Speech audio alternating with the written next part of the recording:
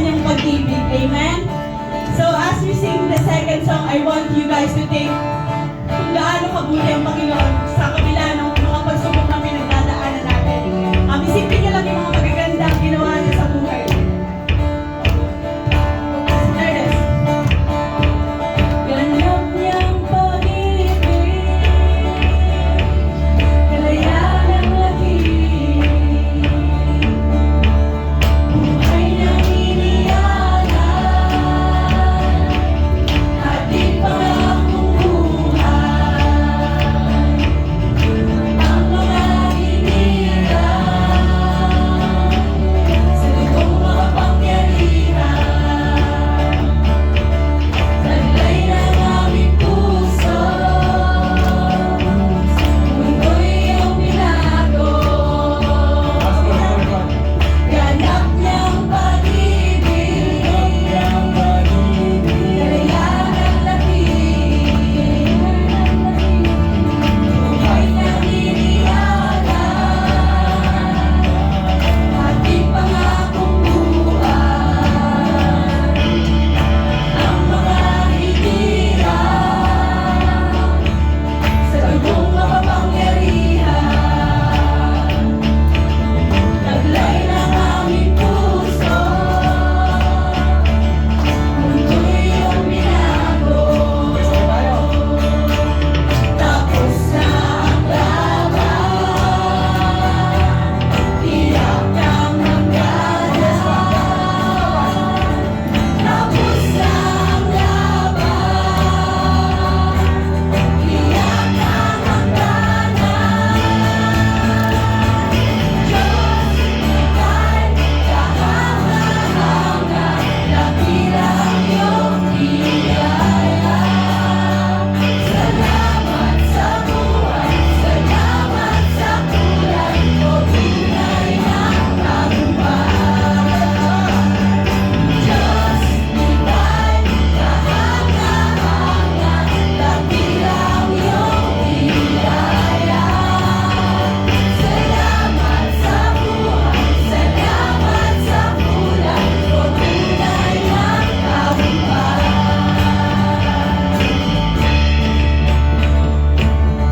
Patigyan Panginoon tayo sa may pagsumpay na kita sa Panginoon Diyos.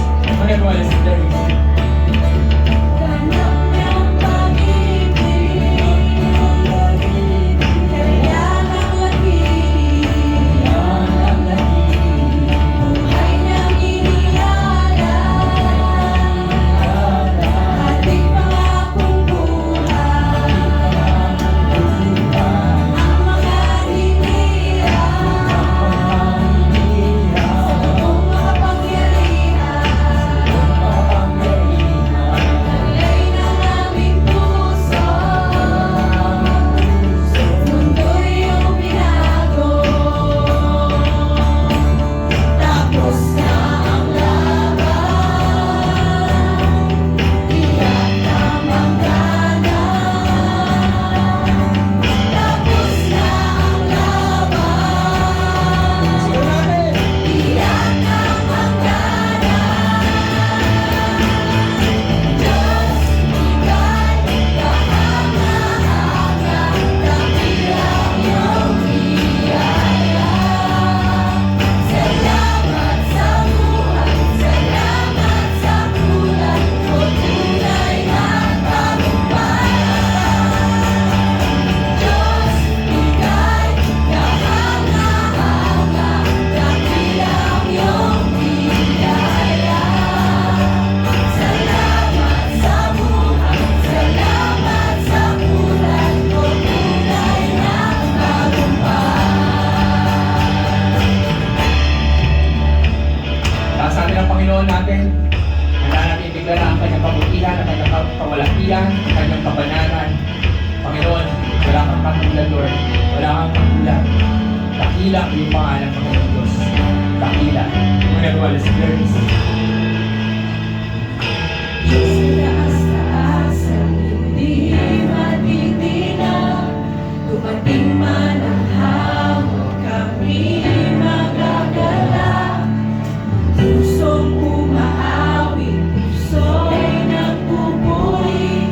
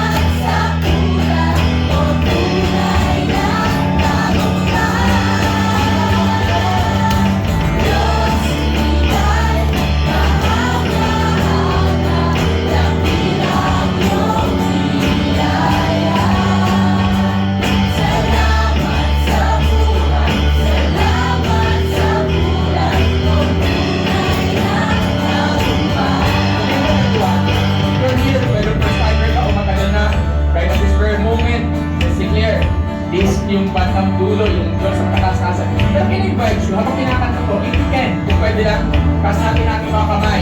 Dinideklara natin sa Panginoon na walang katulad sa kamay, everyone. Diyos kataas-taasan. Diyos kataas-taasan, hindi matigilan.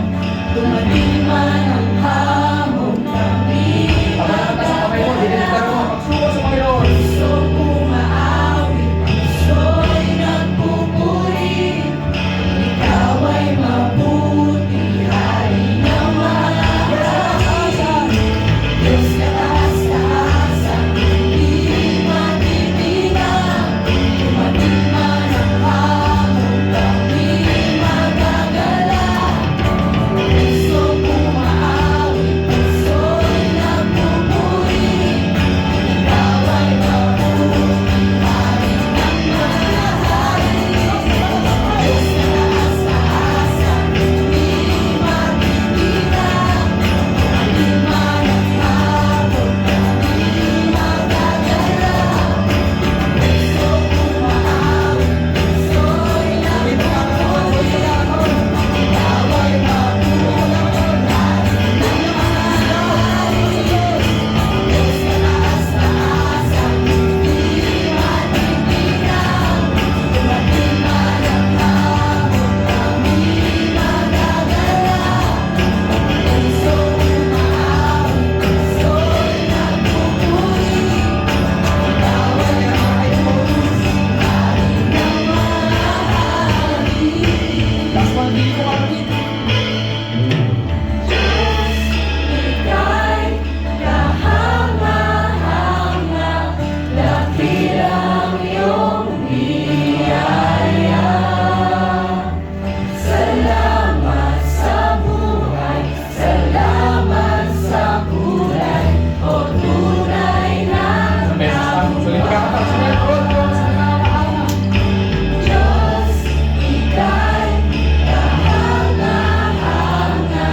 dakilang iyong biyaya.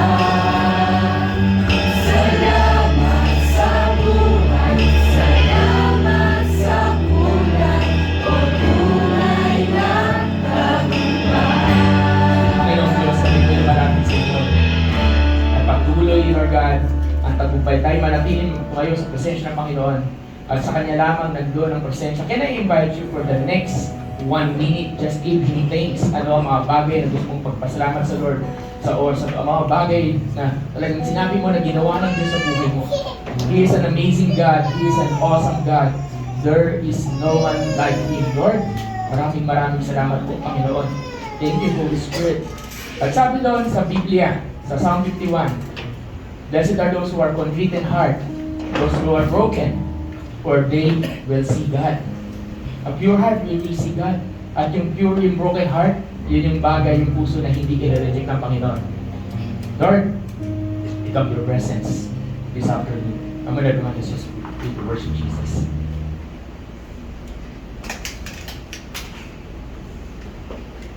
Sa bawat patak ng luha, sa aking kahinaan,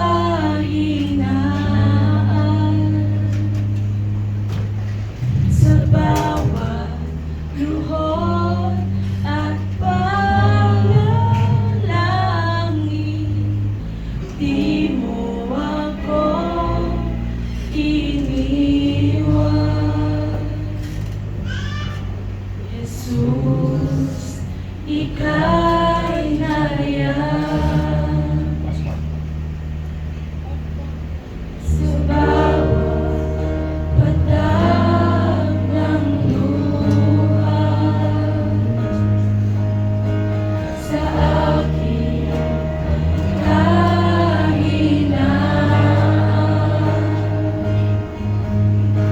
sa bawat luhod at panalangin, di mo ako iniwan. Jesus, ika'y nariyan. Itaas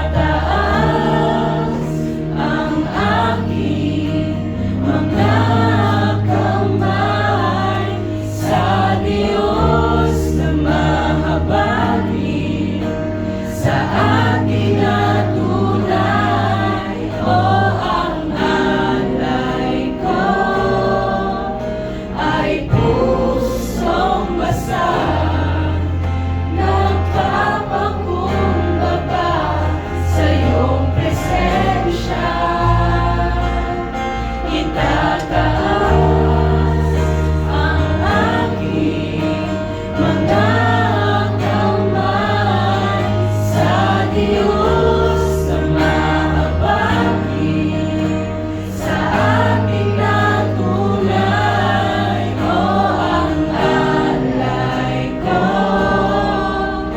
ay pusong basa, nagpapakumbaba sa iyong presensya.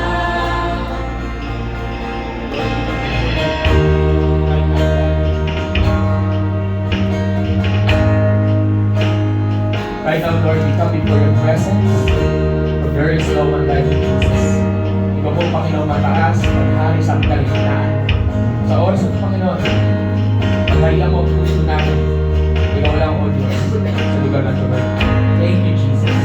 Thank you. Come on, everyone, let's together. Tanong ng buhay, suliranin, di maintindihan. Salita mo'y panghahawakan,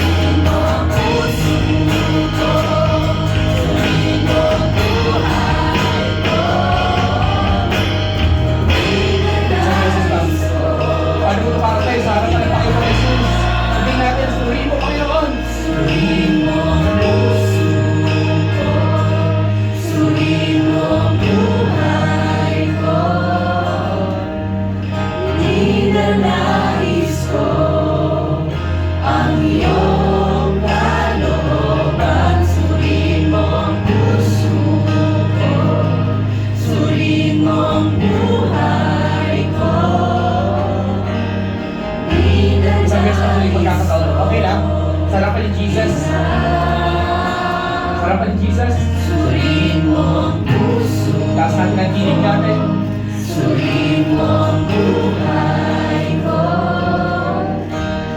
Ninanais ko ang iyong kalooban. Suriin mo ang puso ko. Suriin mo ang buhay ko.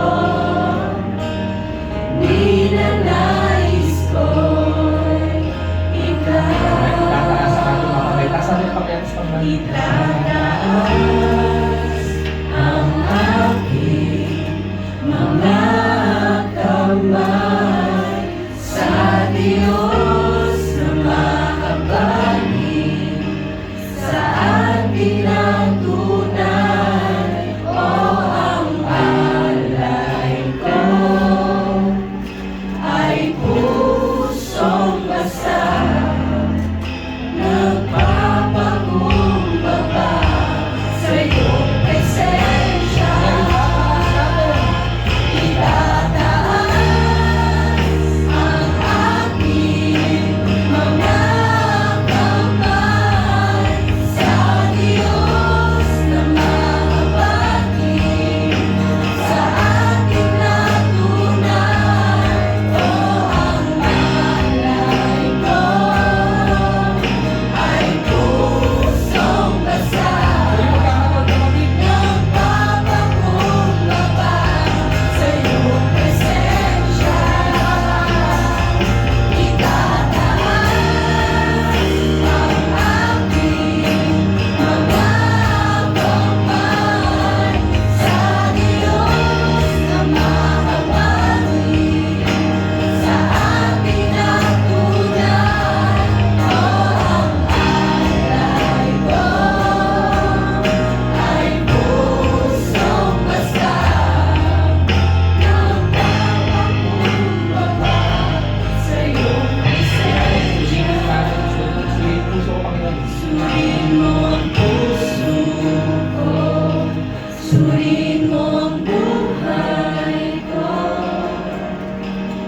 Ninanais ko ang iyong kalooban. Suriin mo ang puso ko, suriin mo ang buhay Pwede bang ilagay mo yung kamay mo sa puso mo right at this prayer moment? Ninanais ko Habang kinakanta mo to, sabihin mo, suriin mo, Panginoon.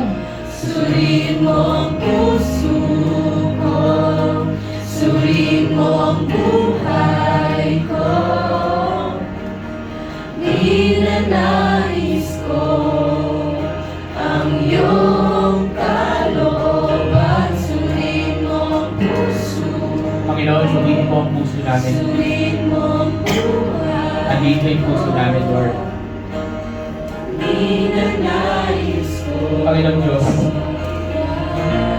hindi ko alam kung anong dinadaanan ng aking mga kapatid ng klaseng puso, ang sitwasyon ng puso nila ngayon. Paring iba, nagagalak. Paring iba, nasasaktan. Paring iba, magaan. At paring iba, mabigat. Pero Lord, sabi niyang salita, know my anxious thoughts. Ipakita mo sa akin, Panginoon, ang laman ng taking isipan. Ipakita mo sa akin, Lord, yung laman ng aming puso. Lord God, itong prayer ko sa bawat kapatid at bawat anak mo na nandito na nakakarinig at kinig ko po ngayon. Hindi ko alam kung anong dinadaanan nila, anong kondisyon ng puso nila. Pero anong pa man yan, kaya mo silang imig, Lord. Kaya mong yakapin ang bawat isa na nasa kwarto nito. Kaya mong iparamdam ang iyong pagmamahal. Ipakilala muli ang iyong sarili sa kanila at sabihin na ikaw ay Diyos sa buhay na nagmamahal sa bawat isa sa amin. Panginoong Diyos, nandito kami lumalapit. Sumusubo sa inyo. Lord, nandito kami. We just want you, Jesus. We just want you. If meron kang katabi na kuya or ate sa church, can you just pag-pray mo yung katabi mo right now? Just pray for that person. Mga kuya natin na sa church, just pray for them. As we wrap up this moment right now in the presence of God, and just let them know the love of Jesus, the love of God. Thank you, Lord. Thank you, Jesus. Come on, everyone. Thank you, Holy Spirit. Thank you, Lord. Thank you, God. Thank you, Lord. Thank you, Lord. Sabihin mo ang puso ng bawat isa, Panginoon Diyos. Sabihin mo, Panginoon, Ikaw ang siyang dumalaw. Ikaw ang maghari, Panginoon, sa bawat isa na nasa lugar na ito. Maraming salamat po, O Diyos. Yung pamahal, kabutihan mo, Lord. Thank you. Thank you, Lord. Thank you, Jesus. This is pray. In Jesus' name. Amen. Palakpakan natin, Panginoon. Kaibigan, brothers and sisters, ano po, iwalay tayo, palakpakan, kabayan mo yan, di ba? Group hug kayo, o ano man, di ba? Just comfort one another. God is good. Grabe. God is good. Okay. Sige po, kahit may makakaupo na po. Okay? Sige po. Grabe. God is good. Ay, buhay pa? Okay, buhay pa. Okay. So, welcome po sa mga nakasama po namin for this afternoon. Sige po, welcome po sa mga taga Makati Science. So, welcome natin yung grupo ni Sai. Yan, grupo niya AJ. Okay, so, welcome po. Okay, welcome. Welcome back natin ang mga bumabalik dito. Asan na yung, so, dito pala lahat ng kalalakihan. So, sabihin niyo naman sa mga lalaki natin, welcome. Yan. Sa mga kababaihan din natin, welcome po. Okay, so welcome po tayong lahat. Okay, so, hindi mo naman yung katabi mo. Sabi mo, Merry Christmas, malapit na. Merry Christmas, napakalapit na Pasko. Okay, grabe. So, sino dito excited sa Christmas season? Walang excited sa inyo. Sino dito excited sa Christmas season? Amen! Tingnan yung katabi mo, excited ba yan? Sino excited dito makatanggap ng mga regalo? Okay. Ng Noche Buena. Ito nasa utak ko lang to. Sino excited dito tumaba? Kasi marami ng Christmas party, marami ng pagkain, maraming chocolate, so di ba? Okay. Sino dito pagdating ng December tumataba ka? Ayan, di ba? Hindi ng December di ba? Ay, pagkain ganyan. Okay. So with that, gusto ko na sabihin na on December 21, kanina in-announce ko na. Sige, announce natin. Sabi mo, December 21. December 21. Announce natin, December 21. So, December 21 is our Thanksgiving, okay? 2025. Ito yung ating Christmas celebration. At ang goal natin doon ay mapuno itong lugar na to hanggang doon sa conference B. So, ang goal natin, 80 to 100. So, ang prayer ko at ang hoping, andirito kayo, do not miss December 21, our Thanksgiving. Pasasalamat natin sa Panginoon yon for the past 1 year na nangyari, okay? So, ibig sabihin, Pastor, celebration, ibig sabihin may pagkain. Opo, may pagkain po yun. Meron tayong handa, meron tayong mga programs, meron tayong special presentation ng araw na yon. So, sabihin mo sa katabi mo, huwag ka mawawala. Yan. Pangalawa, yes, you can invite, you can bring friends, you can invite your friends, families, and kung sino pa gusto mong imbitahan on December 21. So, kailan yan? December 21, okay? So, sabi mo sa katabi mo, excited na tayo. Yan, okay? So, sa mga susunod na Sunday, magpapigay ako ng instruction kung ano yung pwede natin gawin. Hindi na muna dito because magkakaroon tayo ng gift giving. Magkakaroon tayo, magbabago yung design nitong harap. So, may mga pakulo tayo dito na gagawin sa December 21. Okay, so malapit na yung Christmas.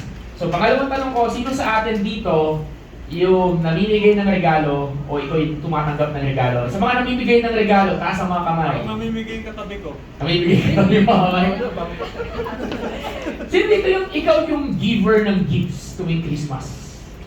Diba? O, isa lang. Dito sa babae, wala. Okay. Sino dito yung ikaw naman yung madalas tumanggap ng mga regalo? Di ba? Okay. Alam niyo po ba na mas masarap mamigay kaysa sa tumanggap? Di ba? Parang, bakit? Kasi fulfilling eh. Fulfilling yung pakiramdam na tinanggap yung regalo binibigay mo. Ibang klase. Yun nga lang magastos, di ba? Lalo na, dami mong meron pa dito meron ka ng inaanak, mga 100. Wala ka na. Kayo, mga ate, wala kayong mga inaanak? Okay. Wait lang, sa mga bago dating po, hindi talaga ganito ayos niyan, ganito na talaga ayos namin. Okay? Pinag-iwalay lang namin lalaki babae for this moment. Okay. Sa Bible, before we proceed sa ating message, may isang bagay akong gustong i-share lang sa inyo. Guys, yung opening box, okay? So, may isang bagay lang akong gusto i-share sa inyo na mabilis lang, okay? So, meron kasi kakaibang nangyari sa akin this year. This week, not only this year, but this week. Unfortunately, wala yung mga naging part nito. Wala yung naging part nito, wala yung mga naka-experience nito. Okay. So, meron sinasabi sa Bible sa Hebrews chapter 11, verse 1. Okay? Hebrews 11 verse 1. Sabi sa Hebrews 11 verse 1, faith is the substance of things we are hoping for. Ang pananampalataya daw, ito yung laman ng mga bagay na inaasahan mo. Okay? Laman. Tingnan mo yung katabi mo, malaman ba yan? Yan, may laman yung katabi mo, di ba? Okay. May laman, di ba? Okay. So, ang faith daw, yung substance. Ito yung laman, ito yung bumubuo sa mga bagay na inaasahan natin. Okay? Sabi dito, ito reality, ibang version to. Sa ibang version nakalagay dito, reality of what is hope for. Mga katotohanan ng bagay na inaasahan mo. Ito yung gusto mo mangyari at alam mo na kahit wala pa sa kamay, mangyayari. Parang ganito. Sino dito nakareceive na ng pinangakuan ka ng bagong iPhone? Ayan, di ba? Sabi, magre-regalo, bagong iPhone, bagong iPhone. So excited ka na. Kasi alam mo, legit, na makukuha mo yung iPhone. Ang tanong, nasa iyo na ba yung iPhone? Wala pa. Tapos sabi, ibibigay ko yung iPhone sa'yo, kailan?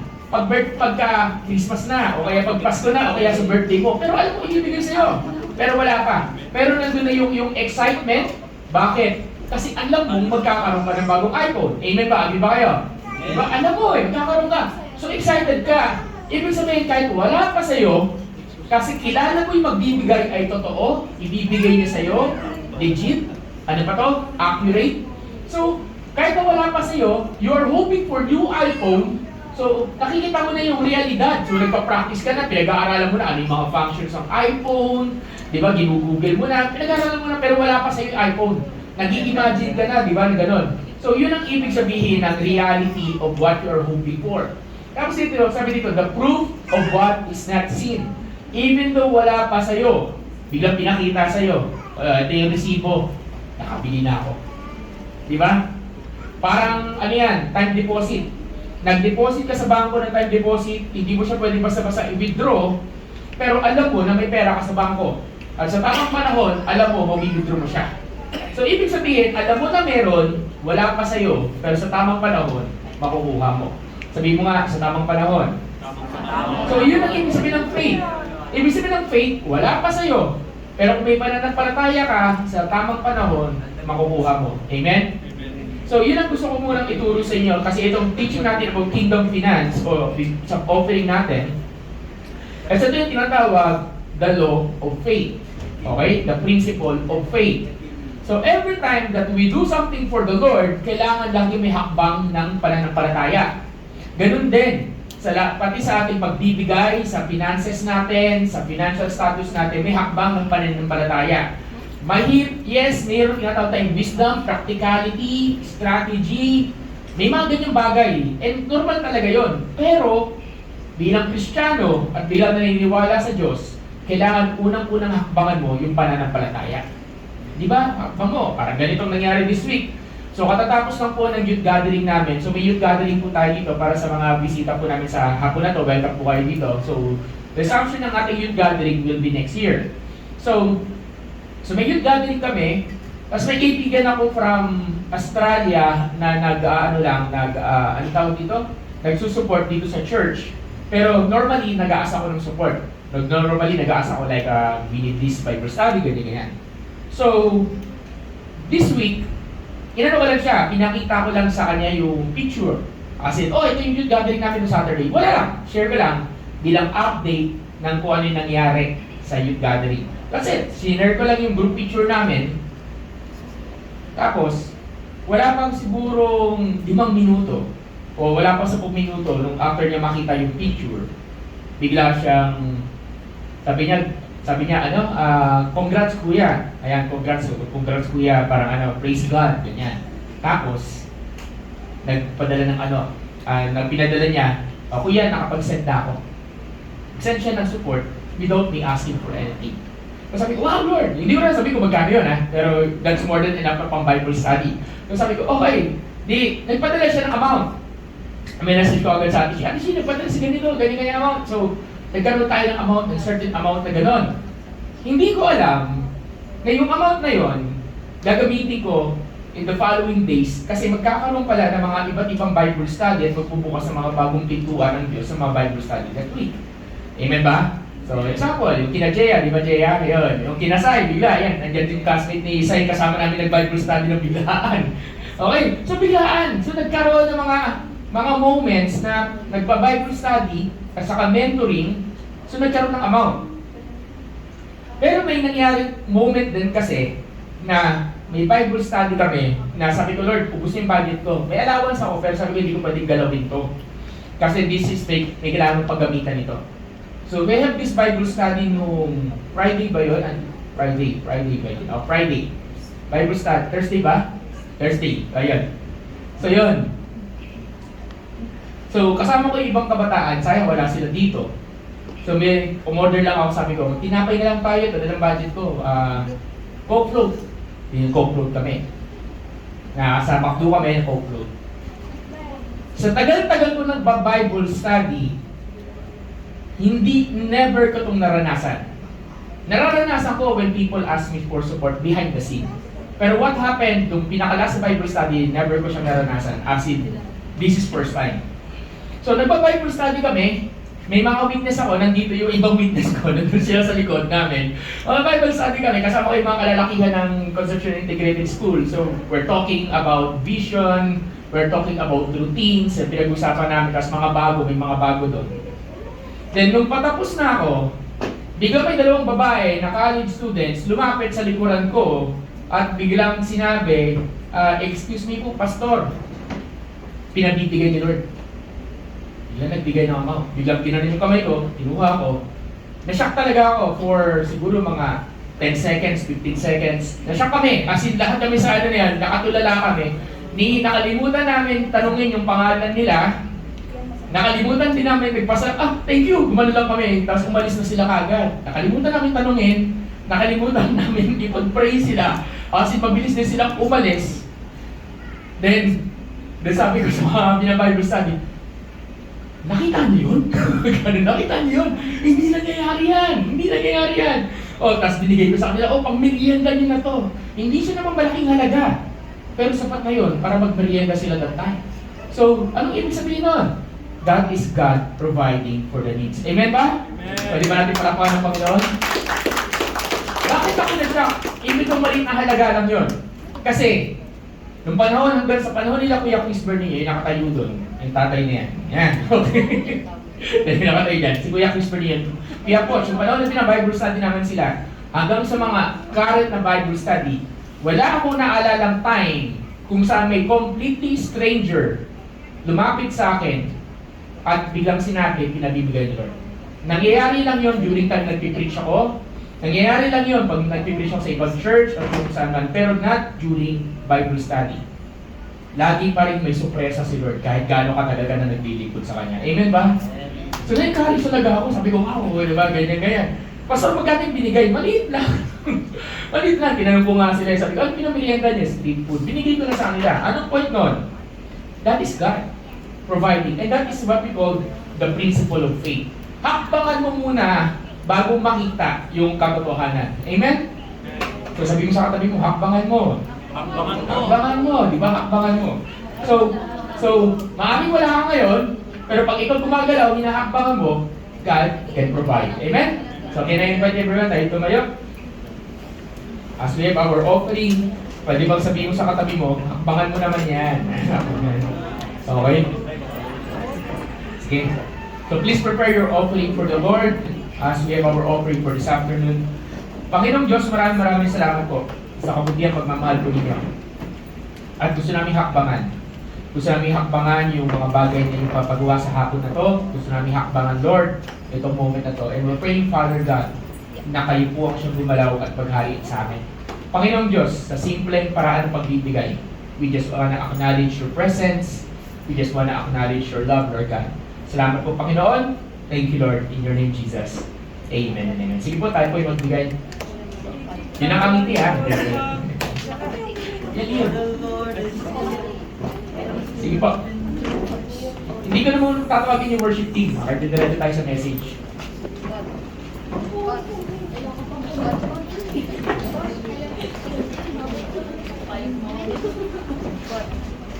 Yeah, Christopher.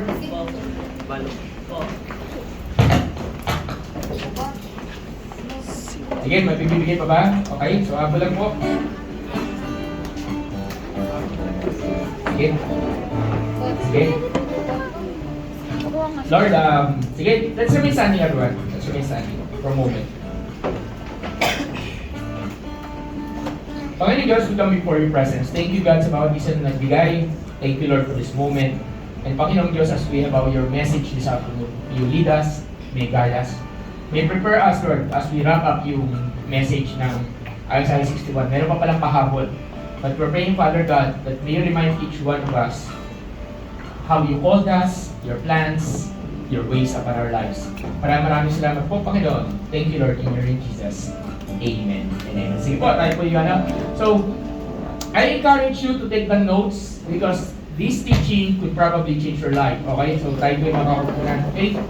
Not probably. It will change your life pag gagamitin mo to. Okay? So, hindi to ganun katagal. Actually, dapat may isa pa tayong song. Pero, I just felt na kailangan mo natin i-discuss to. So let's open in Isaiah 61.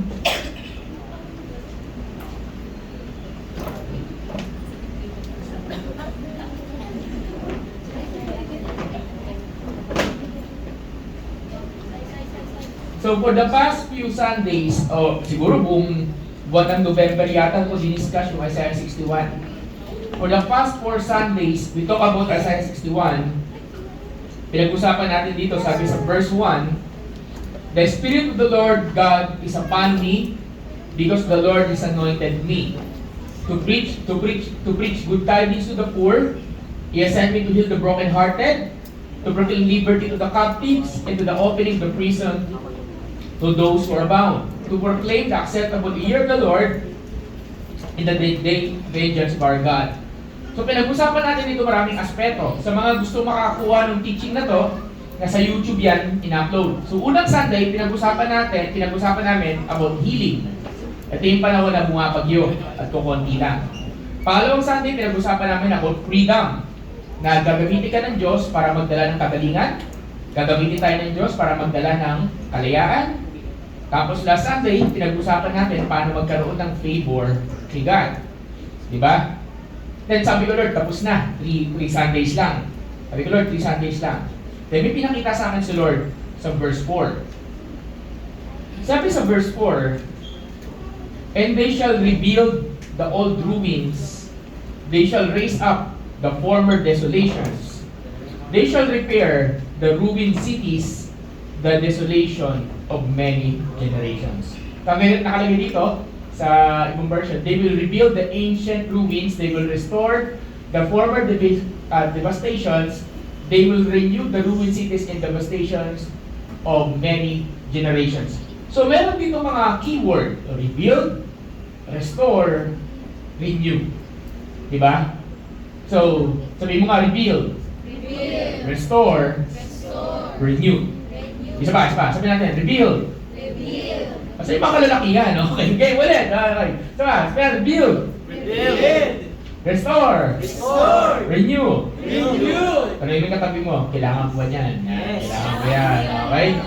Do you need rebuilding? Do you need restoring? Do you need renewing? Diba? So sabi dito, hindi lang pala basta ibibigay sa inyo ng Diyos yung kakayanan magpagaling, kakayanang magpalaya. Hindi ibibigay sa inyo Lord lang yung basta magkaroon ka ng favor sa Kanya. Meron ka palang trabaho. Meron kang gagawin kay God. At ito yung tatlong yun. You will rebuild, you will restore, and you will renew.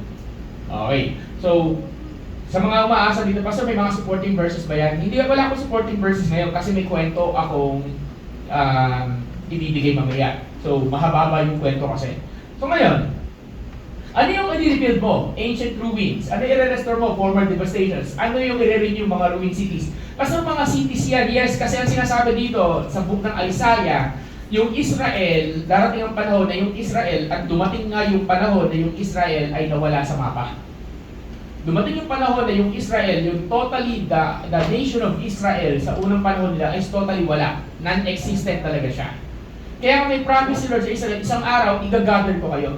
Tapos may pangako ang Diyos, can a nation born in a day? Pwede bang ipanganak ang isang bansa sa isang araw lang? At nangyari yun. That is the country of Israel. Okay? When you're going back to the history, it happens. Okay, nangyari yun. So this is a prophecy for Israel. Na sinasabi niya, ito mga anak ko na to, ito mga Hudyo, kayo, you will rebuild. Pero dito, sinasabi dito, si Lord ang mauuna, si Jesus. Sa verse 1 hanggang verse 3, siya yun. Tapos, bakit naging biglang they shall rebuild? Bakit naging they? From the Spirit of the Lord is upon me, single, tapos nagkaroon sa verse 4, biglang naging and they will rebuild, biglang naging plural, biglang dumami. Saan galing yun? Yun yung mga follower ni Jesus. Yun yung mga follower. So, tingnan mo sa katabi mo, ikaw yun. Yan, ikaw yun. So, when I studied this, sabi ko, Lord, paano namin i-relate ito sa buhay namin? There are things in our lives na nakapaligid sa atin. Maaaring hindi mga lugar, pero mga bagay sa paligid mo na maaaring, anong Tagalog ng ruin? Sira. Anong Tagalog ng desolation?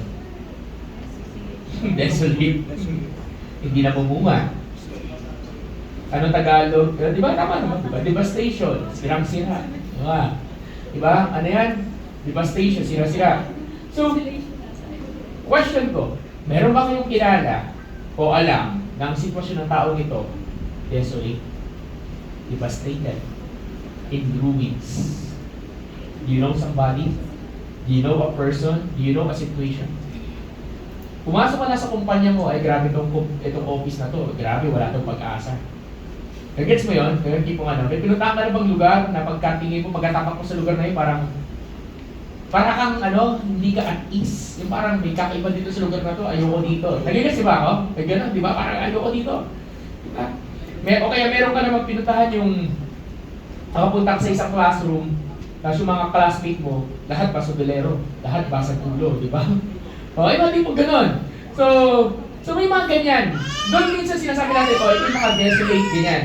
Sometimes it talks about literal places.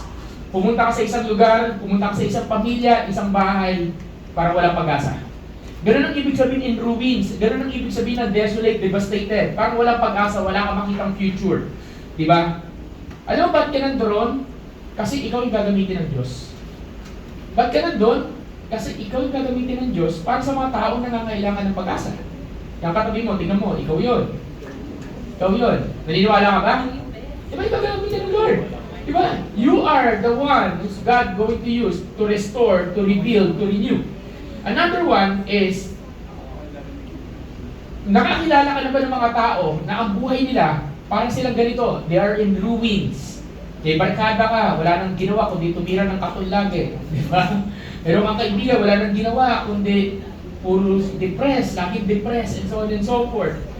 Guys, nandun tayo, nandun ka, dahil ikaw yung gagamitin ng Diyos. Another one, if you're here, at naririnig mo to, Pastor, I need rebuilding, I need renewal, I need restoration. Nandito ka, hindi aksidente, nandito ka.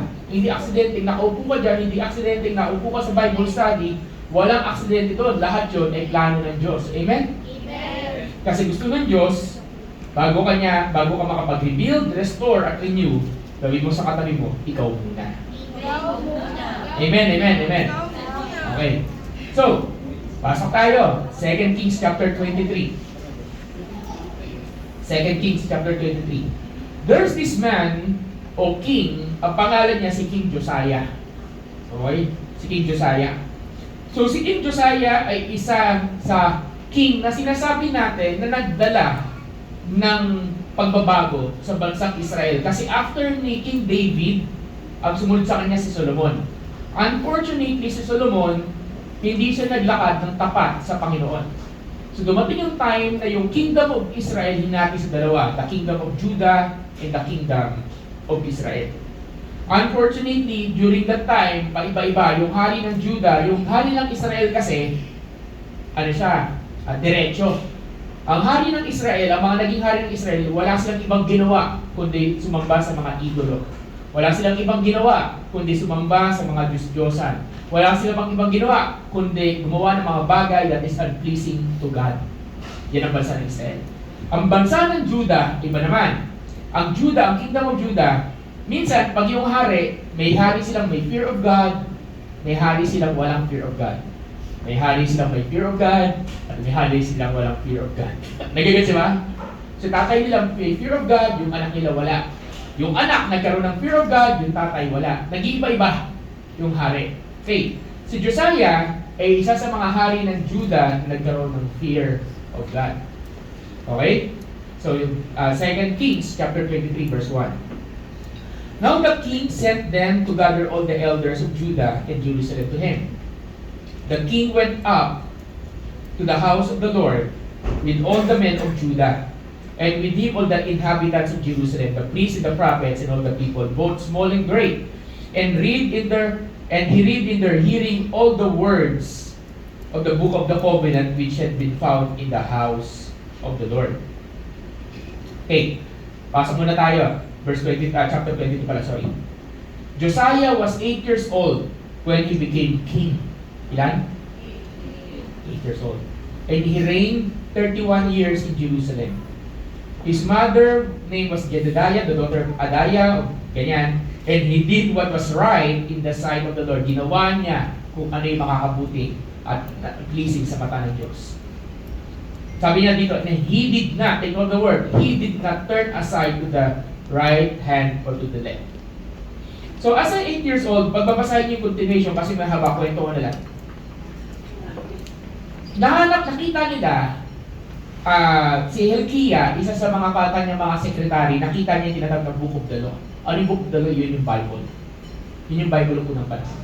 Ibig sabihin, dumating yung panahon sa time nila na nawala yung kasulatan.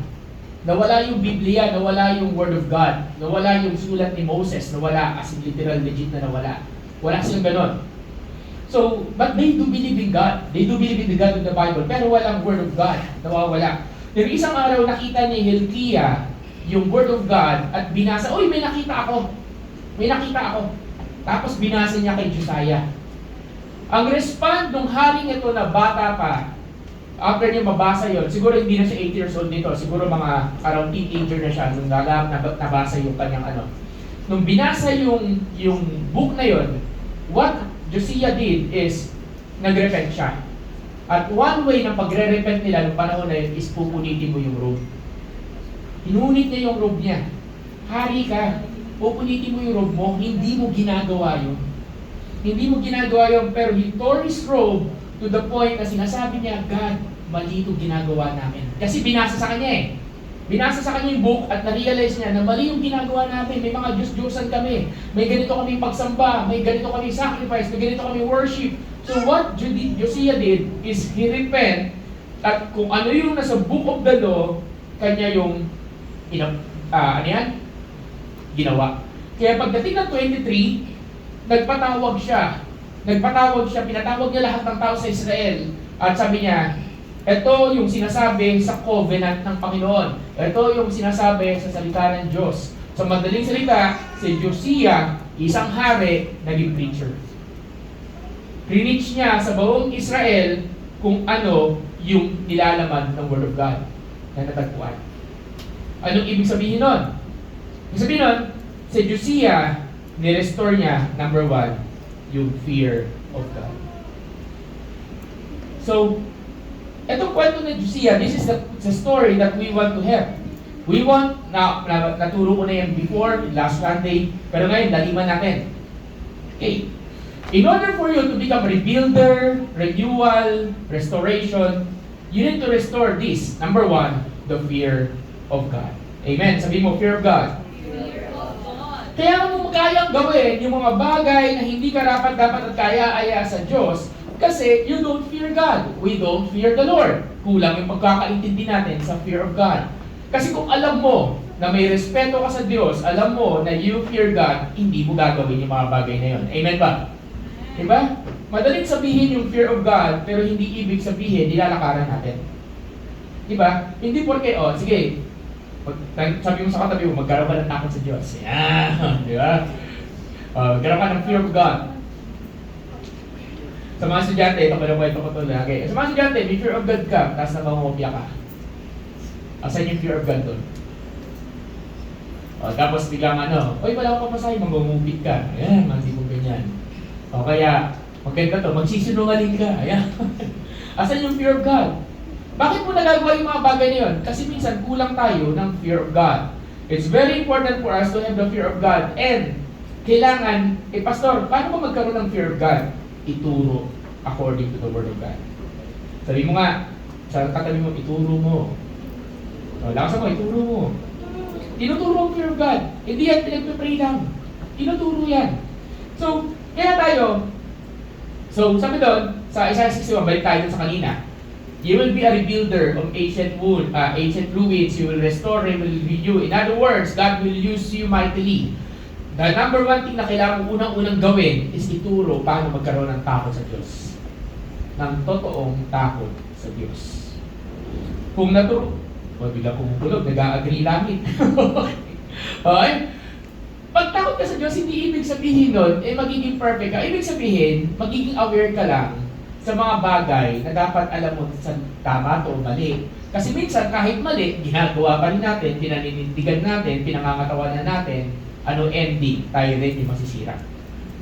Sabi sa Bible, the fear of God is the beginning of wisdom. Ang simula daw ng karunungan ay yung takot sa Diyos. Tanong, bakit? Bakit sinabi the fear of God is the beginning of wisdom? Alam niyo bakit? Kasi if you fear God, iiwas ka sa mga bagay na makakasira ng buhay mo. Amen? Wala nag-i-amen. Amen ba? Amen. If you fear God, iiwas ka sa mga bagay na ikaka-destroy ng destiny mo, ng future mo. Amen? Example, if you don't fear God, tulad ng unang panahon, ewan ko sino dito, tulad ko nung unang panahon, tamaan na lang sa langit, bato-bato sa langit, natamaan, okay, sa pool. Diba? Nagsisimba ako. Okay? Pupunta ako, sakristan ako. Okay? Pero manginginom ako. Manginginom ako. Diba? Mga hard gin, mga ganyan. Nagpapano ng, nagtatagal ang espiritu ng alak. Alam niyo ba yun? Bakit ang mabait niyo? Ako lang magumagawa nun. Yung iba doon hindi nakaka-relate. Mga guys, nakaka-relate pa kayo? Bakit di mo ganun, di ba? Yung fear God, ganun ginagawa namin. Di ba? Sisimba ka. Tapos ang mindset ko pa dati, makapagsimba lang ako, babawasan mala yung kasalanan ko. Di ba? Alam mo yung ganun. Patas ako sa bahay. Ganun. So, I thought, nasapat na yon. But, nung na-realize ko na I fear God, to learn to fear the Lord, siyempre, alam ko pag uminom ako, it will not please Jesus. So, iiwas ako. So, sabi ko, iwas ako, hindi na ako uminom until such time na nawala na yung pag-inom na yun. Take note, hindi po ako perfect. Wala sa atin magiging perfect ang buhay ka sa mundong ito. But, may malaking but. But, because you fear God, by His strength at sa tulong ng Panginoon, iiwas ka sa mga bagay na alam mo makakasira sa buhay mo. Amen ba? Amen. Amen ba? Kasi nung pag nagtuloy-tuloy ako minom, hindi ako pastor ngayon at siguro na may malala pa nangyari sa katawan ko. So pwede ba takpilin mo yung katabi mo? Sabihin mo, fear God. Fear God, di ba? Takot ka nga sa magulang mo mahuli ka di ba namumupit ka? So if you fear God, hindi mo na kailangan pangupit. Amen ba? Amen, di ba? Di ba? If you fear God, hindi mo na kailangan magbukas ng mga website na alam mo dapat hindi binubuksan. Kanina pa kumukulog. If you fear God, di ba? Hindi na kailangan. Baka may nakatingin. Ganyan-ganyan. Sige. Mga kalalakihan. Kahit sino na, lahat na nandito. Okay. Pag ikaw na lang mag-isa sa bahay nyo, huwag kayo sumagot ba may magtaas ka ng pangay. Okay. Kung bubuksan natin yung cellphone mo, at titingnan natin yung history. Ano yung history? Kaya mo bang ipakita ang history ng cellphone mo? Kasi naniniwala ka ang cellphone mo ay malinis at walang kakaibang video matatagpuan dyan. Di ba? May mga kumilis, di ba? Kailan mo ipakita yung history? Pastor, yung history, dinidelete ko rin Ganyan, gagamit tayo ng software. Yung dig-dig, yung ididig niya. Kaya mo ba? Sabi mo, malinis to. Alam mo gano'n? Bakit? Kasi, if you fear God, hindi mo na kailangan gawin yon. Amen ba? Ayun, amen. Amen ba? Amen. So, you want umayos ang buhay mo? Fear God. Ulitin natin. For the last time, sabihin natin, fear God. Fear God. Okay. So may natutunan? Okay. So, It's our responsibility to teach the people how to fear the Lord. Then verse 3, then the king stood by the pillar and made a covenant before the Lord to follow the Lord and keep his commandments and his testimonies, his statutes with all his heart and soul, to perform the words of this covenant that were written in the book. Sinasabi dito, hindi lang fear of God, hindi lang ito gustong ituro ni Josiah, kundi yung tinatawag na obedience sa word. Obedience to the word of God. So it's not enough for us to fear the Lord, but we need to learn to obey God. Diba? Hindi sapat na you just fear God. You need to learn to obey the Lord. Why? Kasi yung reality na nakita niya yung Bible na ng unang panahon at binasa sa kanya, yung nag-respond siya ng tama, tapos tinuro niya sa mga tao, nagpapakita yun ng pagpapahalaga sa Word of God. Ang pag-obey mo sa Word of God, nagpapakita kung paano mo pinapahalaga yung Word of God. Di ba? So, pangalawa, hindi mo lang tuturuan yung mga tao how to, yung fear of the Lord, you need to teach the people how to obey the Word of God. Amen po ba? Amen. Di ba? Kaya nga tayo nagpa-Bible study. Kasi gusto natin ituro yung salita ng Diyos. Kaya tayo nagpa-Bible. Bakit? Ang salita ng Diyos ang magbibigay sa iyo ng tamang direksyon sa buhay mo. Naniniwala ka ba?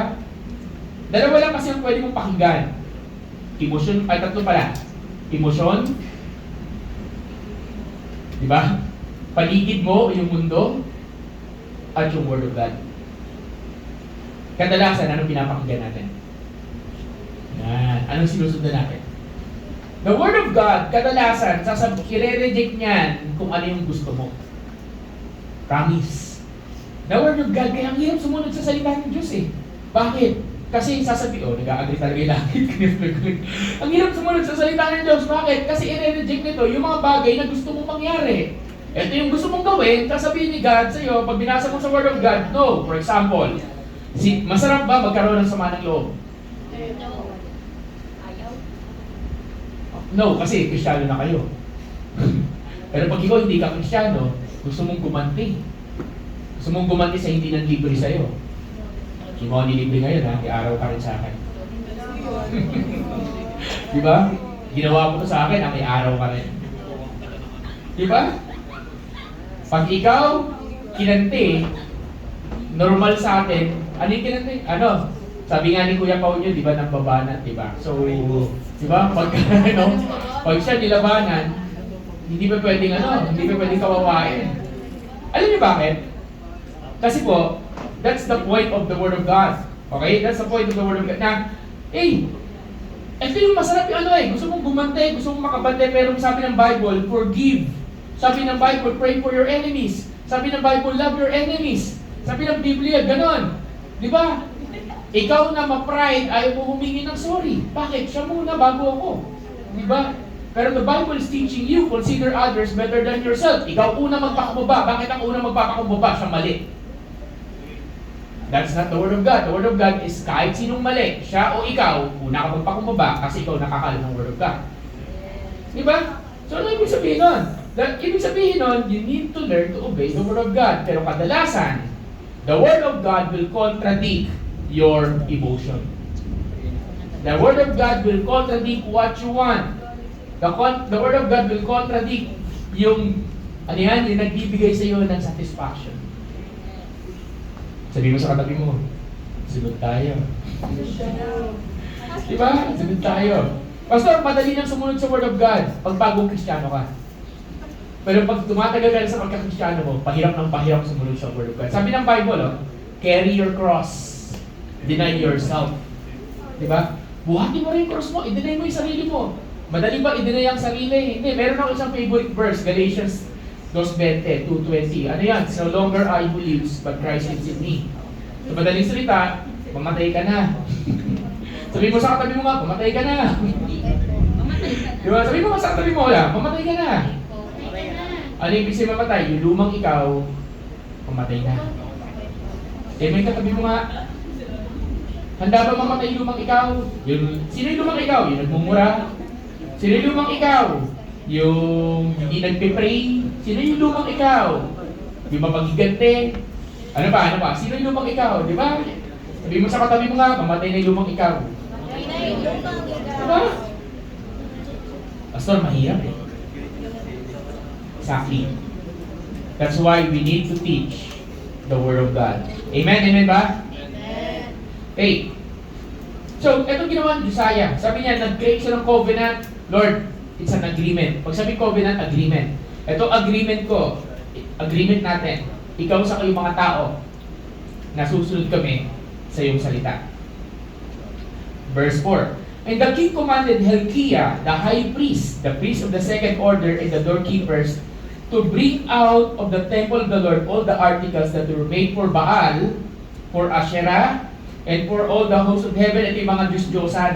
Kasi sa temple, dahil kami mga king na hindi sumusunod sa Diyos, gumawa sila ng mga Diyos-Diyosan, at doon sa loob ng temple mismo ng Diyos, pinasok yung mga Diyos-Diyosan. Okay? Pinasok yung mga Diyos-Diyosan. Yung templo, pinagawa yun para sa God of the Bible, pero yung mga king na hindi sumusunod kay God, ay itong statue ni Baal. Ipasok nyo yun doon sa templo. Parang imagine nyo itong church. Nagpasok kayo dito ng iba't ibang mga Diyos-Diyosan. Parang gano'n. So, ang ginawa dito, in order ni Hilkiah, tanggalin lahat ng hindi sa Diyos. Ilabas. Then, and for all the hosts of heaven, and burn them. Sabihin mo, burn.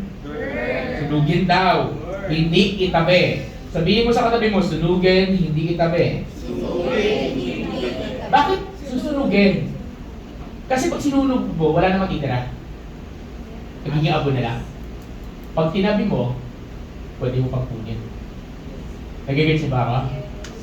Bakit sinusunog? Para wala, kahit gusto mong kunin, wala ka na makukuha. Okay, sabi doon, and he burned them outside Jerusalem in the fields of Kidron and carried their ashes to Bethel. Number 3, you don't just teach the fear of the Lord, you just don't teach to obey the Word of God, but you need to sanctify. Sabi mo, sanctify. Sanctify. You need to sanctify yourself. Okay, paliwanag ko lang to, sanctify. Let's teach sanctification. Ibang salita sa sanctification, concentration. Sa modern language, basta masyadong malalim. Cutting off. Sabi mo nga, cutting off. Masyado pa rin malalim. Letting go. Okay? Okay? Ano ba? Masyado pa rin malalim. Basta ano yung mga i-let go? Yung mga idols mo. Yung mga sinasamba mo. Basta wala naman ako Diyos-Diyosan. Hindi mo kailangan ng Diyos-Diyosan. Pero ang tanong, ano ang laman ng puso mo? Sino na sa puso mo? Marami pwede kasi maging idol tayo, pero pwede ko lang bigyan ng mga ilang sample. Number 1, ang pinaka-number 1 na pwede natin maging idol, sarili natin. Diba? Sarili mo. Tingnan mo yung katabi mo. Idol mo ba sarili mo? Yan. Sarili mo. Sarili mo. Diba?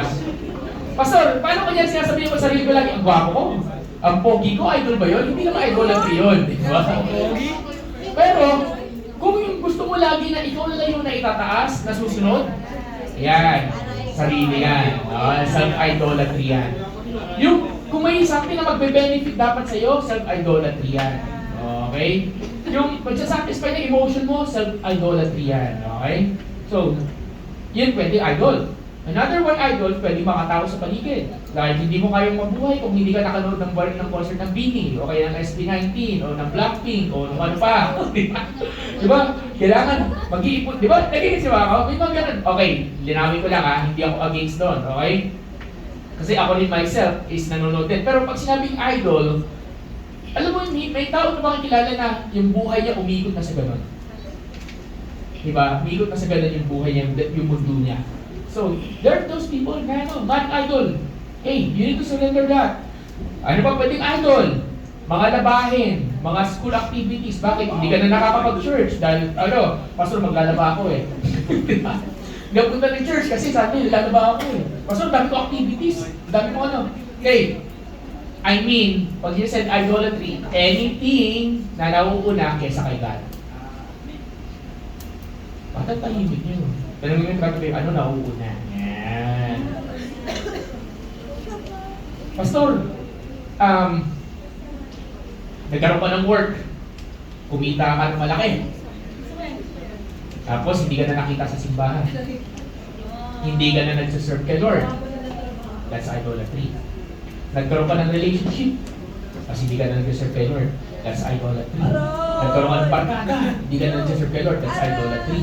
Nagkaroon ka na ng makaraming problema, hindi ka na nag-serve kay Lord. That's idolatry. Ang dami na dito, ang dami dito. Hindi na ako magpapangalan. Marami na ako dito sinabihan, marami na ako dito winarningan.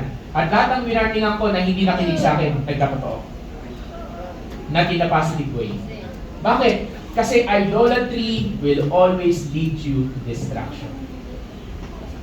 Idolatry will always lead you to, ano sabi, dead end. So sabihin mo sa katabi mo, bawal idolatry. Una si Lord. Amen? Amen ba? Para so ano gagawin, pastor, sa mga idolatry, sa mga bagay na nang-aagaw na atensyon sa Diyos? Sinusunog. Okay? Sinusunog. Okay? Let go. Anong ibig sabihin nun? Hindi niyayakap, hindi iniinlove, hindi pinaglalaban. Hindi ka mapalakas. Bakit? Wait na, bakit totoo yung mga babae malalaki?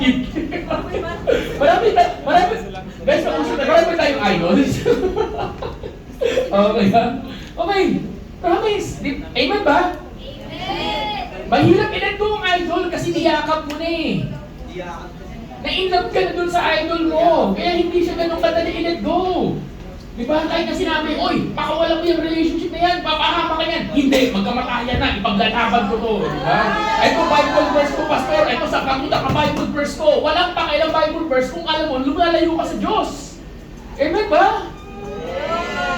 Wag, stop using the word of God to justify your mistakes. Stop using prayer to justify your sin. Amen?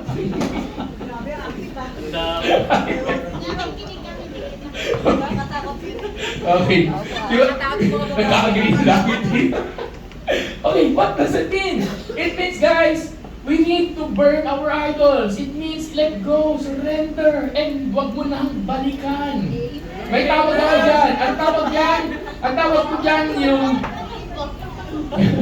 suko kuha. Alam niyo yung suko, kuha. Susuko mo sa Lord, kukuharin mo uli. Sabi sa akin ng Diyos long time ago, nung may girlfriend ako, sabi niya, oy, nak, hindi sa iyan, lumalayo ka. Hindi ba ako pastor nun ha? Okay, nilawin ko lang. Lumalayo ka, hindi sa iyan. You need to surrender your ex, yung GF mo during the time. Then a lot of times, I surrender my girlfriend to the Lord. I surrender the relationship. Tamang relationship, nag-serve kami pareho sa church, nag-serve siya sa Lord, and so on and so forth. Pero may ginagawa kaming mali. Ano yun? Dishonoring our leaders. We dishonor our leaders. So we surrender it to the Lord. I surrender it. Pero magkita naman tayo. Sige, kita tayo, meet tayo. Eh pag nag-meet kami na naman.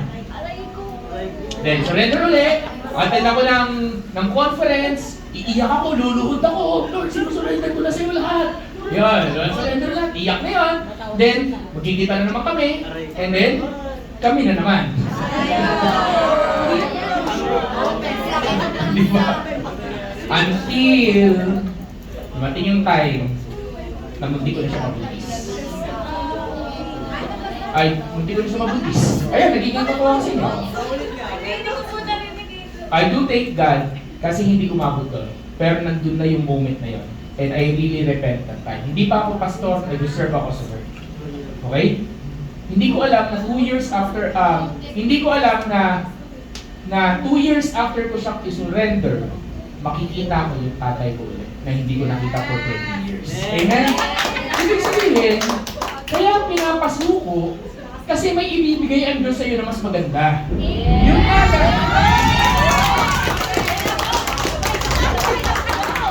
thank you, Lord, dahil tatay. Buti, may record. O, hindi lagi nangyayari yan, ha? Okay. Okay. Ba't tahimik eh? Okay, mag-usap-usap tayo, meeting tayo, ha? Okay. Okay, ngayon. Kaya hindi maibigay ng Diyos eh, kasi ayaw na sunugin eh. So sabi ko sa katabi mo, sunugin mo muna. Okay, sunugin mo muna. Amen, amen, amen. Okay. Tuloy ko pa natin po. Sunugin na kasi. Sunugin! Okay, tuloy tayo. So that is, ibig sabihin, that's the way. How can we be restored? How can we be renewed? And how can we be rebuild? Is we need to let go of the things na umaharap para matanggap mo yung kagalingan na binibigay ng Lord sa'yo. matagumpay ka, malaya ka, may kakayanan kang gumaling, pinapagaling ka ng Diyos, kaso ayaw mo kasi pakawalan. Di ba? Pastor, paano ko malalaman kung dapat pakawalan? Malalaman mo naman yun eh. Lumalayo ka na sa Lord. Evaluate yourself. Pastor, mga first-timer, mga kapatid. Okay, Pastor, kung itong person naririnig ninyo, praise God. Bakit? Kasi magsisimula pa rin yung journey ninyo eh. Pero pag matagal ka na sa Lord, lagi mong evaluate ang sarili mo. Sino ka dati at kung sino ka ngayon. Sabi ko nga sa isang leader dito, o sige, specific, sabi ko kay Ate Mauni niya,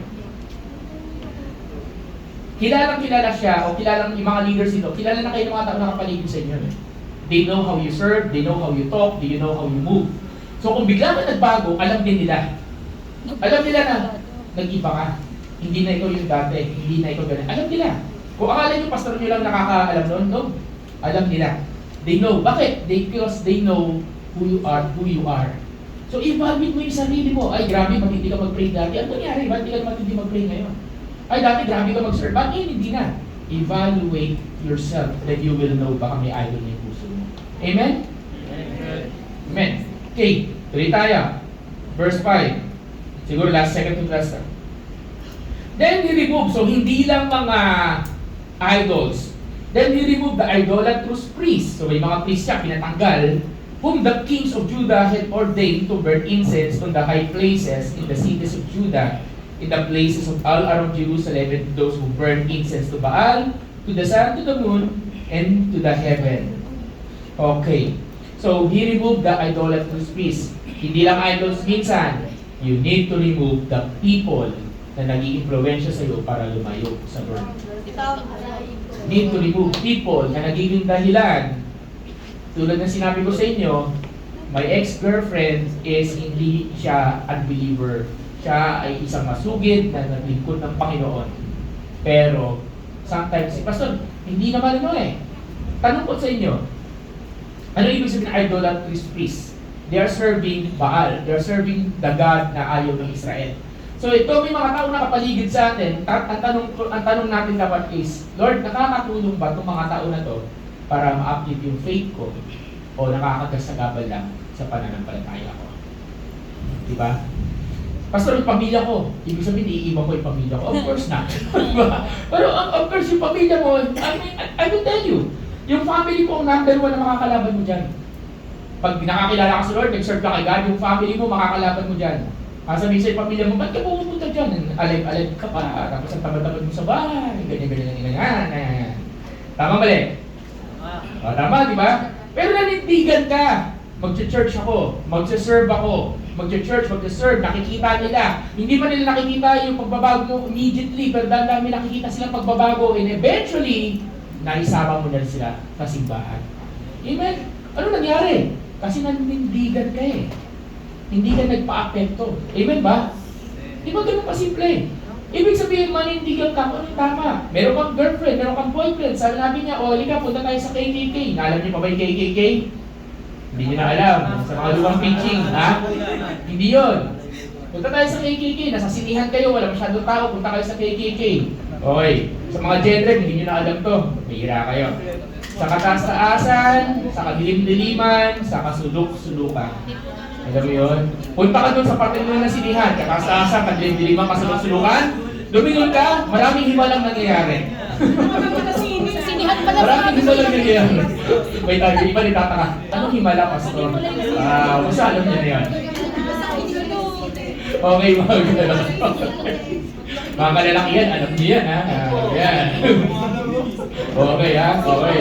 Mga nanonood ng sine, okay? KKK. Tama ba mali? Tama, di ba? Uy, nagkaroon noon. Alam ko yan, alam ko yung mga galawang ganyan. Okay. Okay, pause. So kung ibig sabihin, may kaibigan ka ganon, in relationship ka ganon, iwasan mo na. Pastor, Kristiyano ko, may fear of God ako. Kristiyano siya, may fear of God din siya, hindi mangyayari sa amin yon.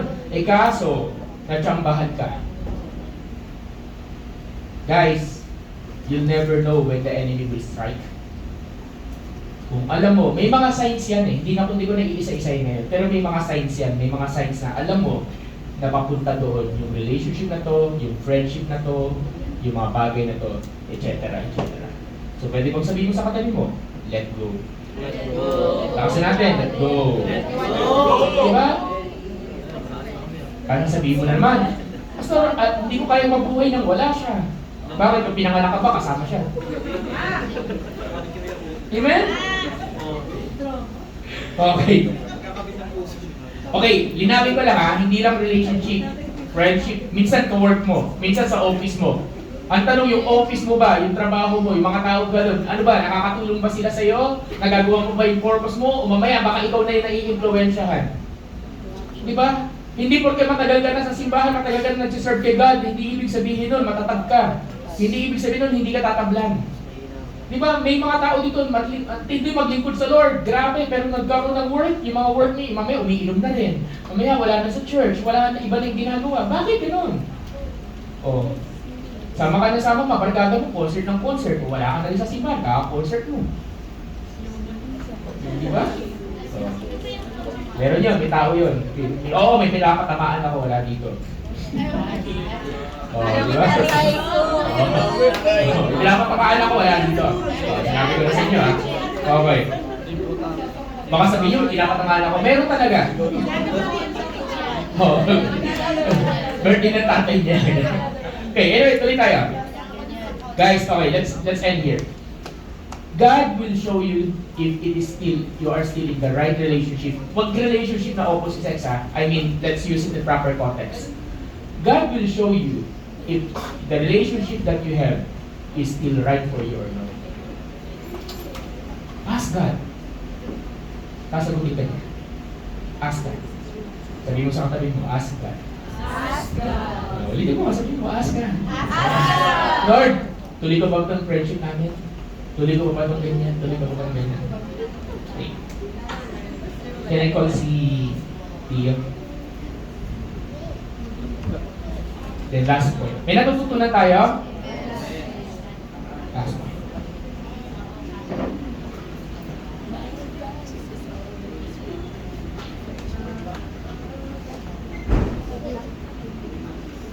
Kung babasahin nyo to, kasi medyo mahaba, pero kung babasahin nyo, mula verse 6, okay, hanggang verse 14,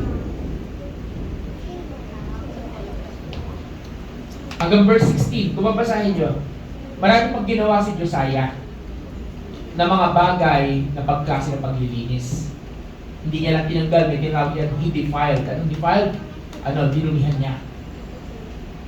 Marami siyang ginawa dito ng mga bagay that doesn't, na sabi niya, ito, hindi to okay sa Lord. Talagang sinira niya, binastos niya, dinumihan niya. Bakit? Kasi kung talagang matindi ka sa Lord, handa mong gawin lahat para sa Kanya.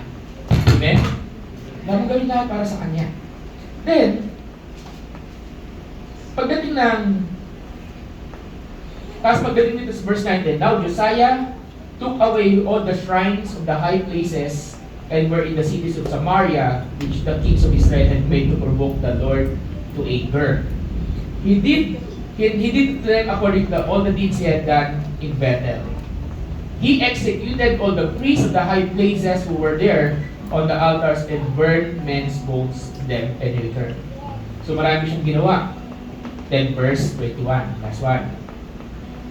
Then the king commanded all the people, saying, keep the Passover of the Lord to the Lord your God, as it is written in this book of the law of covenant. Such Passover surely had never been held since the days of judges who judged the Israel. Sa book nitong Bible, meron ditong book pagkatapos ng Joshua, yung tinatawag ng Judges. Yung Judges at yung mga leaders ng Israel. Ang pagitan ng book ng Judge at pagitan ng buko ng Kings ay hundreds of years. So for hundreds of years, hindi nila pinapractice yung tinatawag na Passover. Okay, para sa madaling intindihan, ano ang Passover? Ito ang katumbas ng Pasko natin. Parang ito ang isa sa pinakamahalagang activity nila o celebration. Okay, bakit?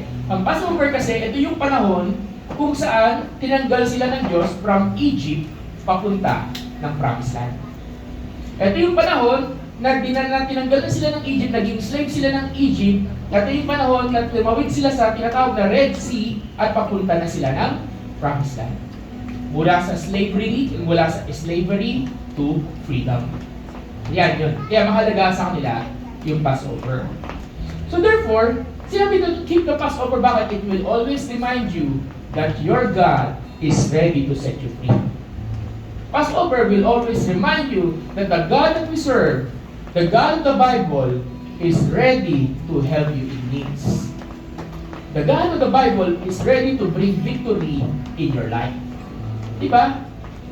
In other words, you need to remember. Sabihin natin, remember. Last natin, remember. Remember the Passover. Remember what the Lord has done. Always remind yourself of what the Lord has done. Amen? Sabi mo sa katabi mo, remind yourself.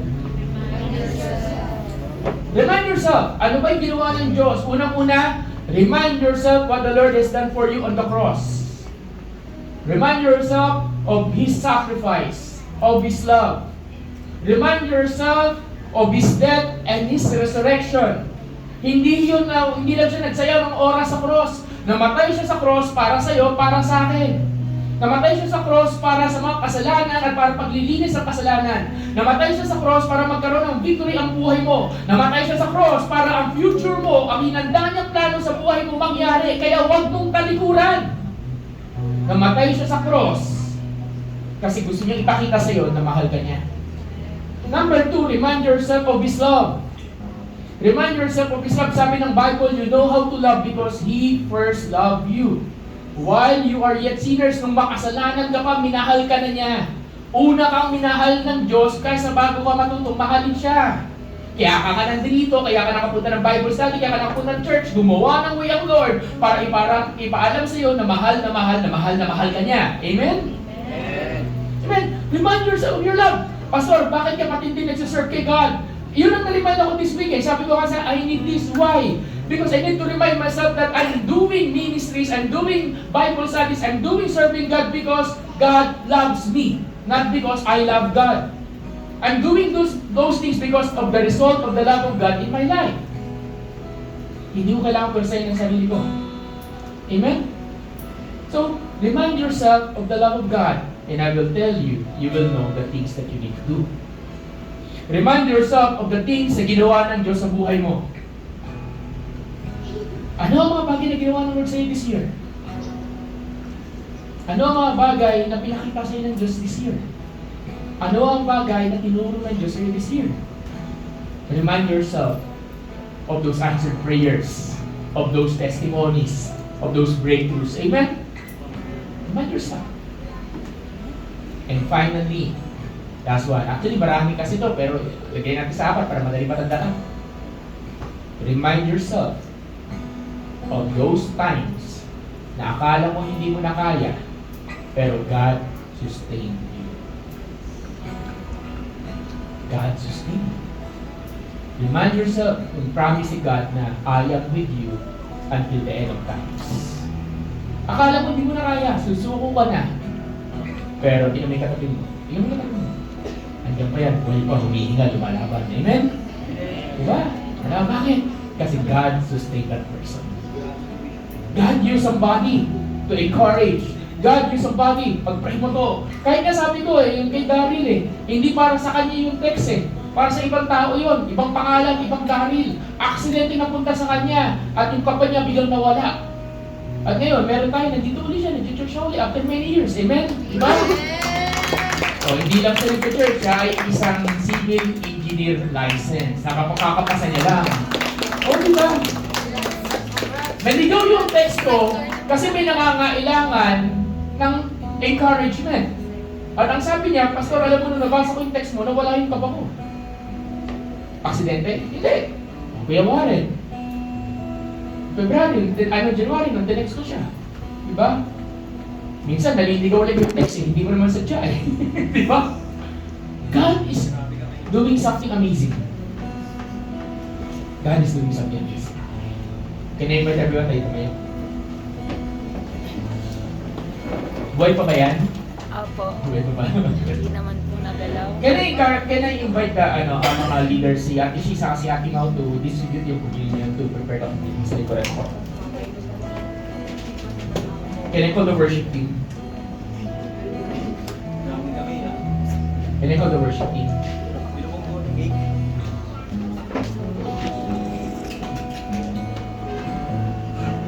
May kakantahin tayo bagong kanta. Ngayon po si Ella. May kakantahin tayo bagong kanta. At itong song na to, may it remind us ng love ni Jesus sa atin.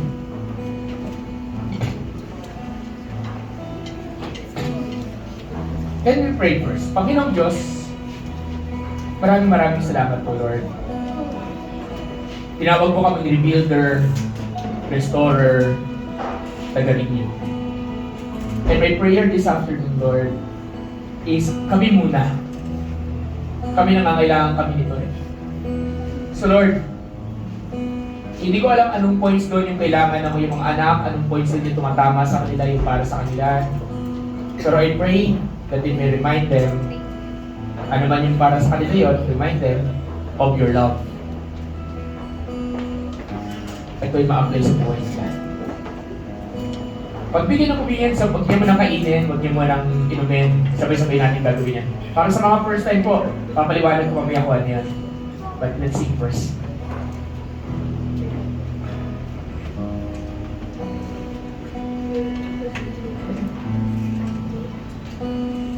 Sige, tayo natin ito. Mga bangiti sa akin ay ninais mo, di ko'y nakalang ako. Ang pinili mo, kahit sa madilim kong daan, tinawag ang aking pangalan, inagilang kasalanan ko. Kahit di kailangan, ano nga bang nakita mo, na sa akin ay ninais mo, di ko'y nakalang. Ikaw pinili ng Panginoon. Ang pinili mo, kahit sa madilim kong daan, tinawag ang aking pangalan, hindi ng kasalanan ko. Kahit di kailangan sa iyong yakap, ako'y di nabibitaw sa iyong tawag. Laman ng puso ko'y ikaw, ginawa mo ang lahat kahit di man ako tapat. Pag-ibig mo sa akin ay sapat. Sa iyakap. Sobrang sa iyakap. Sa iyong yakap, ako'y di nabibitaw sa iyong tawag. Laman ng puso ko'y ikaw, ginawa mo ang lahat kahit di man ako tapat. Pag-ibig mo Sa friends pa. akin Sa iyakap. ay sapat.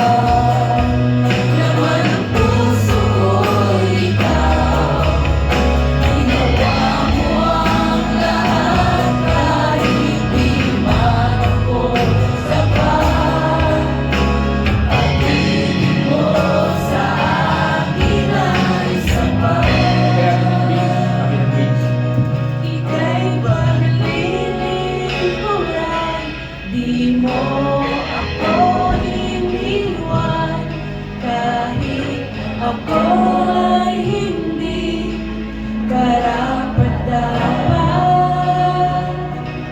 Pag-ibig mo ay tunay, ika'y walang kapantay.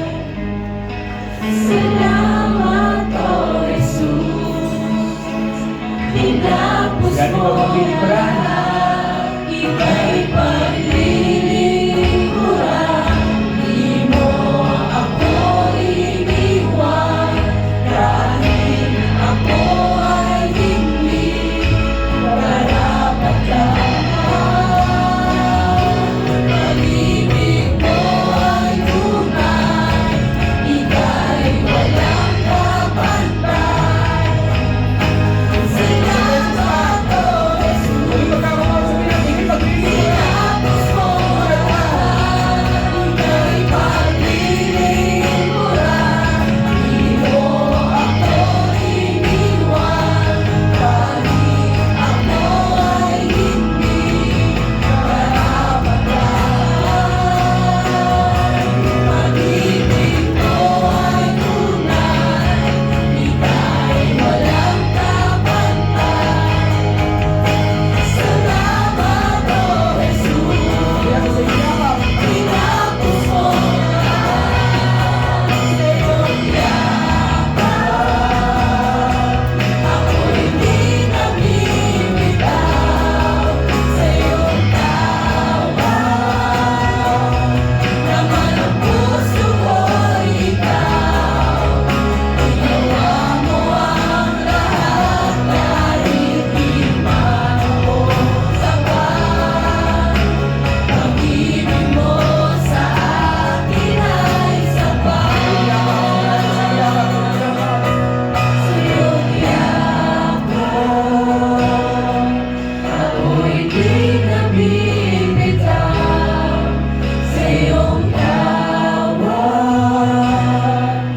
Laman ng puso ko'y ikaw, ginawa mo ang lahat, kahit di man ako tapat. Pag-ibig mo sa akin ay sapat.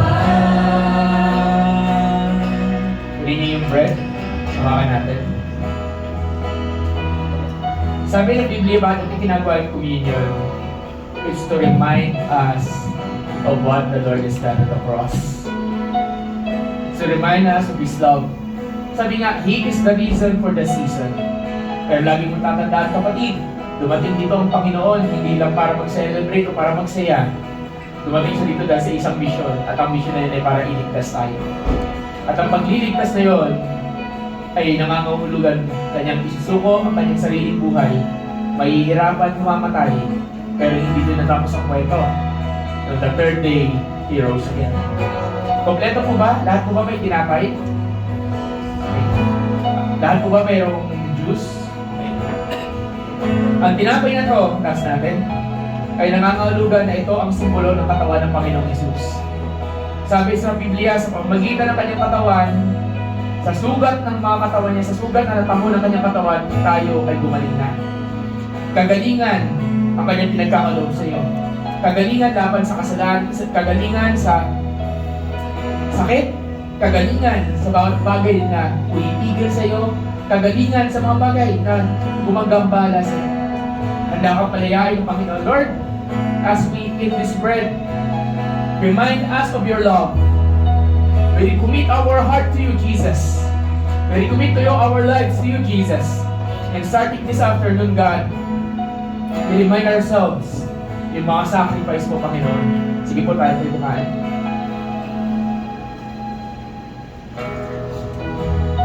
Sige, nasa ating cup natin. This grape juice symbolizes the blood of Jesus. Sa pamagitan ng kanyang dugo, sabi niya, take this in remembrance of me. Tulimin niyo to sa pag-alala sa nagawa ko para sa akin. Ano ba nagawa ng Panginoon? Yun nga, namatay sa cross. At ang dugo na tumigil sa Kalbaryo, dugo yun na nagpapatawad ng kasalanan, dugo na naglilinis ng kasalanan, at dugo na nagpapalaya sa kasalanan. Sabi ng salita ng Diyos, ikaw ay pinalaya na sa kasalanan, huwag kang bumalik kung saan ka nanggaling. Bakit itong teaching natin, itong lesson natin this afternoon? Kasi God has called you to become the rebuilder of walls.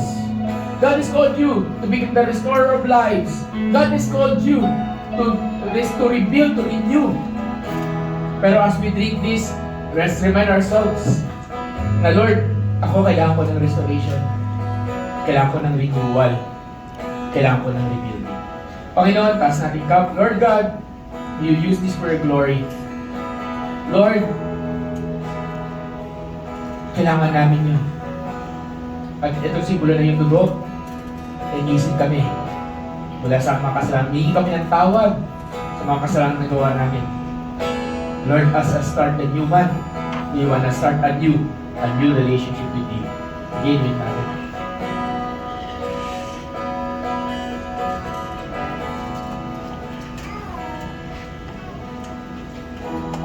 Lord, can I invite everyone to raise up your hands?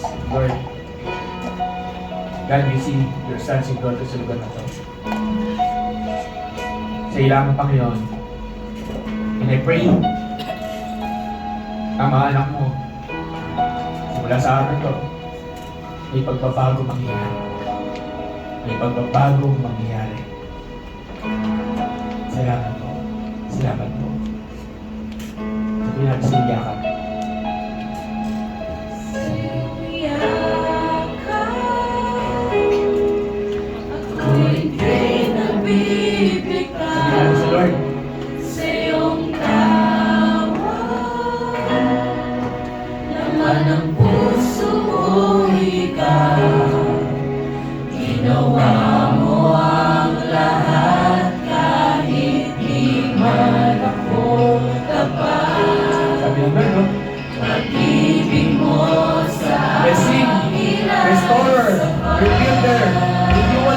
Come on, everyone! Sa iyong yakap, ako'y di nabibitaw. Sa iyong tawag, naman ang puso ko ikaw. Ginawa mo ang lahat kahit di man ako dapat. Pag-ibig mo sa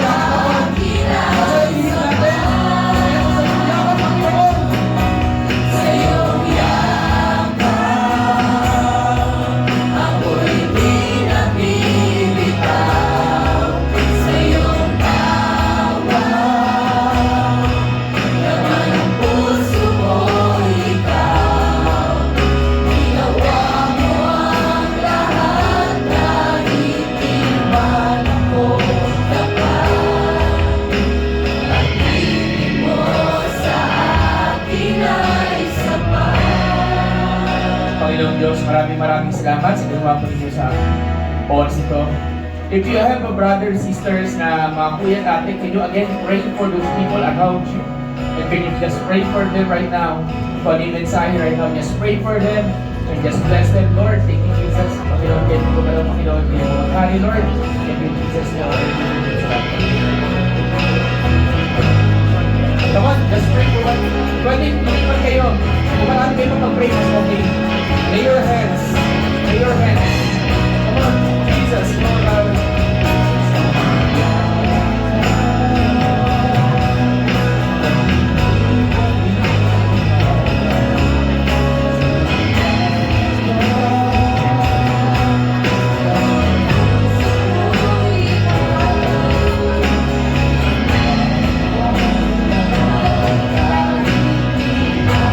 Come on, everyone. Pray for one another.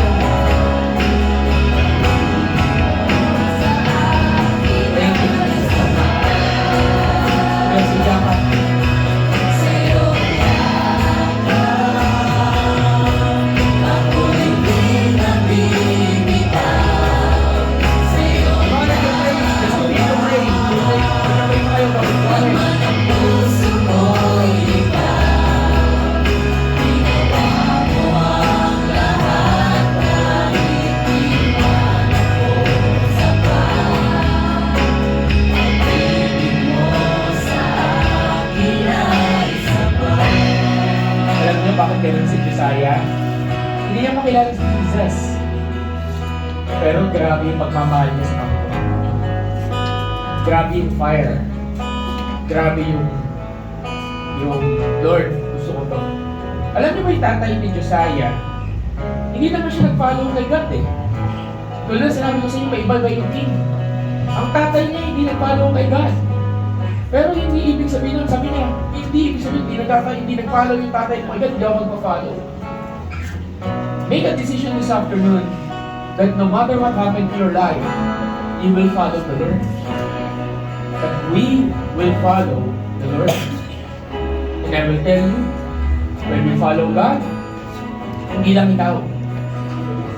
Sabi mo ka sa katabi ko, you are a rebuilder. Sabi mo, you are a restorer. God will use you to renew lives. Hindi mo na yan, sabi ko, you are a rebuilder, you are a restorer. Sabi mo, God will use you to renew lives. Panginoon, pagpalain po ninyo yung mga anak, kinayang sabihin po dalasan to lift up your two hands to the Lord as we surrender everything to God. Panginoon, lahat ng mensahe na na-receive namin this afternoon. Lalo na Lord, yung mga moments kung tayong pati uglaki ay sumasagot. I pray Lord God na itong mga bagay na to sa puso na tanim. I pray Lord, tumupo, lumago, lumalim ang ugat at mamunga Panginoon. Huwag mong hayaan na manakaw ng kaaway Lord God. At lalabas kami sa lugar na to, may pagpabago ang buhay Panginoong Diyos. Maraming salamat po sa bawat isa na dito Lord God. At mag-ipapakakano dito Lord kayo at sa mangulang magharin. Thank you for everything that you're doing. You deserve all the glory and all the praises. And this we pray in the mighty name of Jesus. And everyone says, Amen. Amen. Palakpakan natin ang Panginoon natin. Amen. Sige po tayo po yung ikot. Pwede na tayo magkamayan. Come on everyone, let's go around. Let's go around. Habang na tayo. Thank you Jesus.